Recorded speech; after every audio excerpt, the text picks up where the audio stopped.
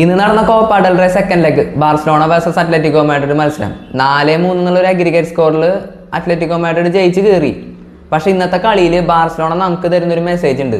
എന്താണെന്നറിയോ? 2 പോയിന്റ്. അത് hard work plus mentality.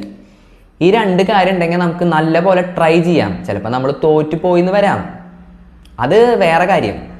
പക്ഷെ ട്രൈ ചെയ്യാം, നല്ല പോലെ ട്രൈ ചെയ്ത് തോക്കാം. അതാണ് ബാർസലോണ നമുക്ക് തന്നെ ഒരു മെസ്സേജ്.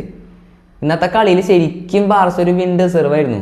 പക്ഷേ പറഞ്ഞിട്ട് കാര്യമില്ല, അത്ലറ്റിക്കോ മാഡ്രിഡിന് ഒരു ടാറ്റിക്സ് ഉണ്ടായിരുന്നു. അവർ ഡിഫൻസിലേക്ക് ഇറങ്ങിയിട്ടായിരുന്നു, ഡിഫൻസ് ഫോക്കസ് ചെയ്തിട്ടായിരുന്നു കളിക്കുന്നുണ്ടായിരുന്നത്. പക്ഷെ ഒരു പരിധി വരെ ബാർസലോണയ്ക്ക് ആ ഡിഫൻസ് പൊളിക്കാൻ പറ്റിയിട്ടുണ്ട്. കറക്റ്റ് പറയുകയാണെങ്കിൽ ലാസ്റ്റ് മിനിറ്റ് ആയപ്പോൾ അത്ലറ്റിക്കോ മാഡ്രിഡൊക്കെ ശരിക്കും വരച്ചിട്ടുണ്ട്. ഈ കളി എങ്ങനെയും കഴിഞ്ഞ് കിട്ടിയാൽ മതി എന്നായി സിമിയോണിയൊക്കെ. അമ്മാതിരി വറക്കല വരച്ചിട്ടുള്ളത്. പിന്നെ പ്ലേയേഴ്സിൻ്റെ മെൻറ്റാലിറ്റി, ഇതൊക്കെ സമ്മതിച്ച് കൊടുത്തേ പറ്റുള്ളൂ.